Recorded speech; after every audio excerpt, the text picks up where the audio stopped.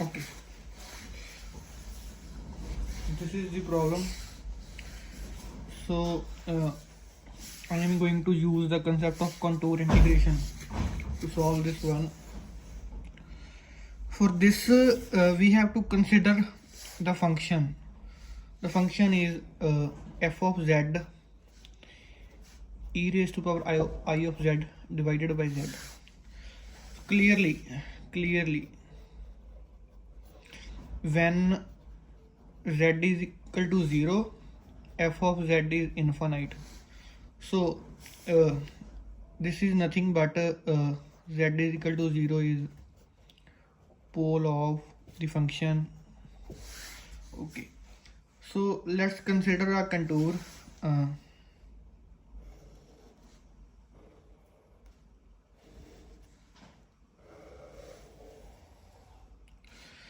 Going from minus r to r, 0 is here. Okay, let's call this small half circle be the radius of minus r to plus r. Let's use this direction. This is small gamma, this is capital gamma. Okay, so now because there is no contour, because there is no pole lying inside the contour, so using Cauchy integral formula,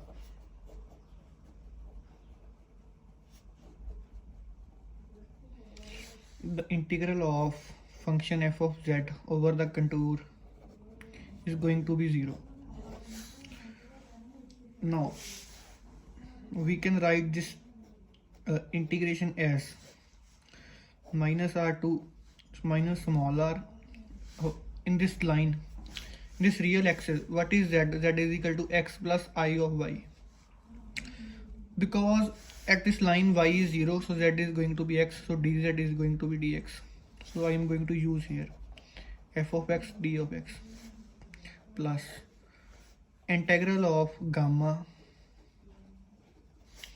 integral over gamma of the function f of z plus integral from r to positive r f of x dx plus integral of capital gamma f of z dz. Okay, so this is equation number 2. Okay, so we are going to solve this one and this one first. Let's see.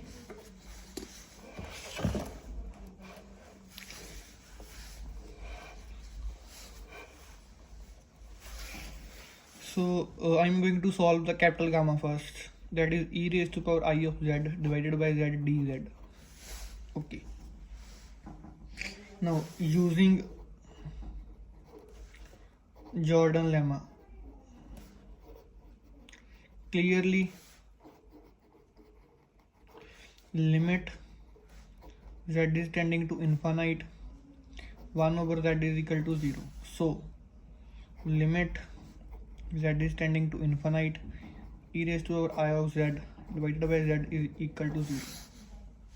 So this integral limit z is tending to infinite, integral z e raised to power I of z is going to be 0. Basically, what is z? Z is nothing but we can say that it is a r. We can extend this up to so large that the integral of this function is going to be 0 when z is going to be infinite, or we can say that when the r is going to be infinite. Okay, so now let's consider small gamma, that is f of z dz, which is nothing but e raised to power I of z over z dz. Okay, so now consider we are going to solve a limit. To solve this problem, there is a theorem. Theorem is nothing but limit z is tending to 0, f of z dz is nothing but is I times theta 2 minus theta 1 multiplied by L. What is L here? L is equals to limit z is tending to 0, z time f of z. So which is limit z is tending to 0, z times e raised to power I of z divided by z. This will cancel with each other, so which gives us 1. So L is our 1.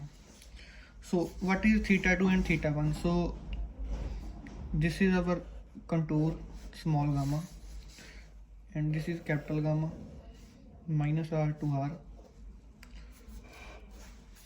Okay, so basically we are going from this to this. So when we move from here, the theta is 0, and when we go here, the theta is pi.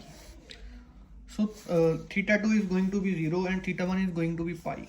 So this number is going to be I times 0 minus pi times L. Sorry. This number is going to be L. L is 1. Okay. I times 0 minus pi times 1, that is iota pi minus iota of pi. Now from the equation from equation number 2, taking r is tending to 0, capital R is tending to infinite, is going to be, that is minus infinite to 0 f of x dx.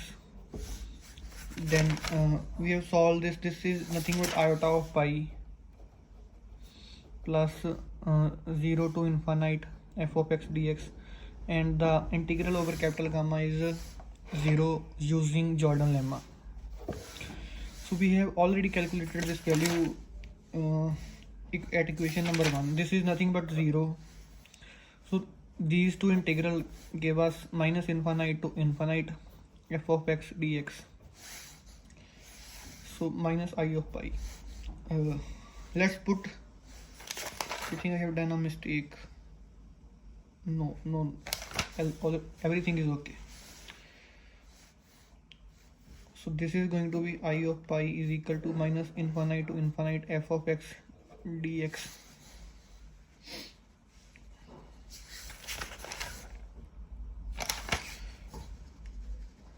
Okay,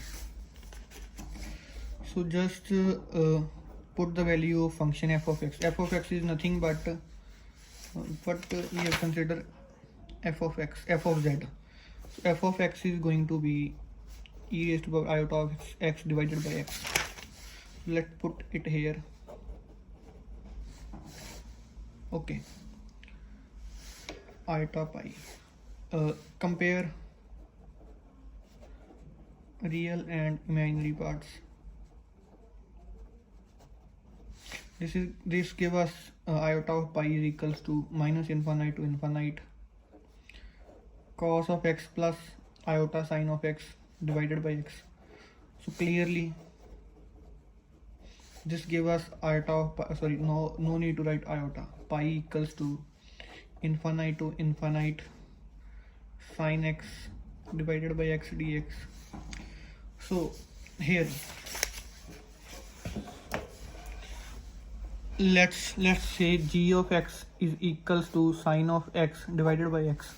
So minus, what happened if we replace x by minus x? This is going to be sine of minus x over minus x, that is minus sine x upon minus x, that is nothing but g of x. So do you remember the property of integral, that is minus infinite to infinite f of x dx is going to be, if f of minus x is equal to f of x. So I am going to use this property.